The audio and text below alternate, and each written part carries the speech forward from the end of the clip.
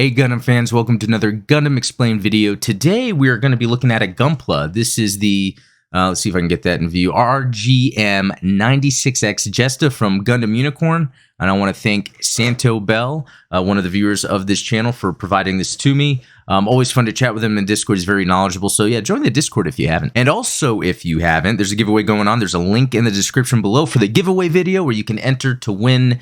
There's two chances of win of anything you really want. Just post something Gundam related you'd like that can be reasonable for me to get, or based on your comments or comment history, I might get an idea of something cool to give you. So yeah, check that out. All right, and so here we have it. Here is the Jesta, a very cool design in general, just really the evolution of the GMs, the grunts within the Federation, and now we get it to this point. But being a Gunpla, this was actually a very fun build and very unique. It had some interesting differences with it than some other Gunpla, and I'll get to that in a second. But yeah, just to kind of get a closer look at the design here, I mean, look how cool that head is.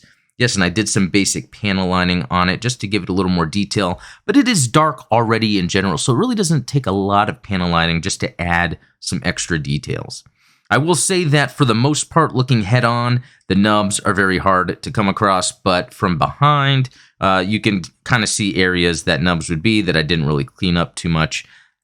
So it seems like maybe how it was built was to kind of hide the location of the nubs, maybe, potentially. I don't know. Could be. All right, but yeah, let me get the gear off and we'll do a look at the articulation. All right, so here we have it, the Jesta. Let's look at the articulation. We've got the head that has a lot of down.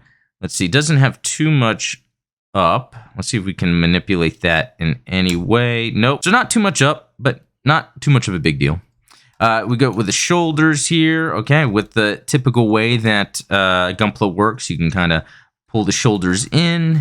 So if you want to kind of wield a sword with two hands or a beam saber with two hands, perhaps. All right, and with the shoulders, it goes up quite a bit, so we get a lot of that extra articulation. We can look at the joint. Typical stuff here if you're used to building Gunpla. And then with the waist, yeah, a lot of waist movement to the point to where, yeah, it actually comes off. But let me get that back on. So yeah, it's actually kind of limited unless you kind of pull it off. So, you know, not too bad. I mean, it does its swivel that you need it to do. You know, going to the back, we've got the backpack here. We've got these thrusters. They move just a little bit. And since we're back here, back skirt doesn't move. Front skirt moves. It's one piece. Side with the missiles on there move just a bit so you can get a little bit of a spread there. Not too much, but it's good enough, really. And do they have the drop legs? No, you have a drop torso. As with the legs, it's kind of a little different engineering here. This doesn't happen to move on its own, although I think with the way the skirts get out of the way, you don't really have to worry about that. But it does have that thigh swivel. Knee goes back as much as it needs to, I guess. It's not a lot like we see. And then with the feet, goes back, goes forward. It doesn't have its own toe thing. Has a little bit of side to side. And then looking at the hand, just ball joint hand, and that moves on there. So, you know what? The articulation isn't as elaborate as some get, although the detail and the articulation it has in general just really makes up for it. So, I mean, this is still something that you can pull off a lot of different stuff from Gundam Unicorn. And to take a quick look at the manual here, just seeing a nice, awesome pose to recreate, you know, the legs being spread out just a little bit, kind of looking menacing there. Really love this design. Oh, yeah, and on the back, too, some other ideas of poses. Something I didn't do that should be done, but you can paint the little missiles white. I kind of wish that that was actually just a color separated piece on there. Maybe they were trying to cut corners where they could to keep the price down or what have you, but that would have been something easy to add in and probably easy to paint. And then moving down, we can kind of see some other areas where the articulation is. So if you want to kind of get a better idea of how to use that articulation, like if I didn't do a good enough job. Oh, and even with the little shield piece I'll get into with the accessories, you can kind of see where there's some articulation there. I'm not really going to dive in too much to the manual, but you can kind of see where showing just some other cool poses you could do. And then down here, where they're kind of showing the different units from Unicorn. So it looks pretty cool. And then, yeah, the unit. So it's like Tri-Stars, right? Something that we saw, you know, that's from 0079, that era with the Xeon. So kind of interesting seeing the Federation look at that. And that would be a good video to cover, the Tri-Stars, for sure. And then really, here's just a bunch of the building of it. And really, is that really all? Yeah, it was just these kind of 3 pages total. And it was an easy and fun build. I enjoyed it. I think I just did it throughout a day. Went back and forth. The stickers are as good as you need them to be, so nothing to complain about there. All right, let's look at accessories. So the main one is the shield.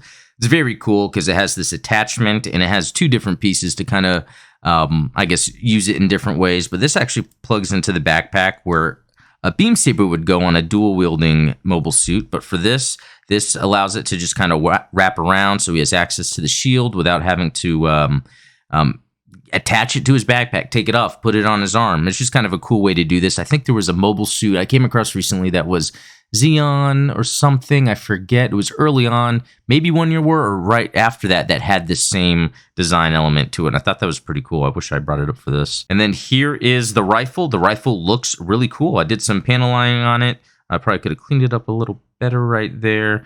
But yeah, this thing looks awesome. And does that come off? No, it does not, does it? So yeah, just its own thing. And we can see the sticker in there. That looks really cool. All right, you know what's really cool about this is how it works with the beam saber and the extra ammo. I'm assuming this is right here. So this you could take out, kind of just look at it and be like, cool, I took that out. But on this other side here where the shield is actually where the beam saber is at. So you can attempt to take that out. Cool, got it. And then take off the hand so you can put a beam saber in. But with this hand, it's pretty interesting. It's just, you know, the full gripped hand. I like that it's completely molded, even with the opening in there. If you can see that. Yeah, the opening right in there. So I kind of like that they did that.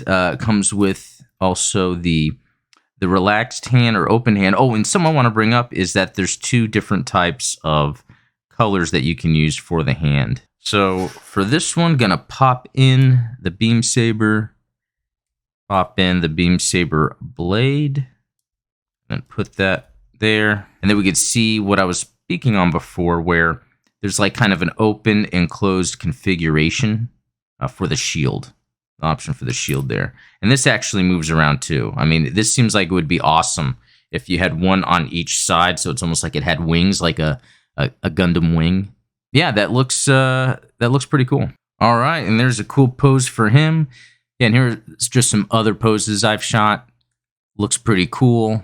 Just like the look of this in general. It'd be cool to have a group of them or a team of them, and they actually make that easy to do. As with the decals, the stickers it comes with, there's some other options that you can use, and even different numbers. So for this one, I just copied what was on the manual. That's not as straight as it could be, but I put the 8 there. On the shield, we put the 8 there too, so you can get other ones, kind of add different numbers and have a whole team. Yeah, so there it is. One final look at it. This thing looks sick. It was a fun build. Like, I really don't have any complaints. This is just a straight up cool Gunpla. Nothing extra special about it, but it's just totally worth it.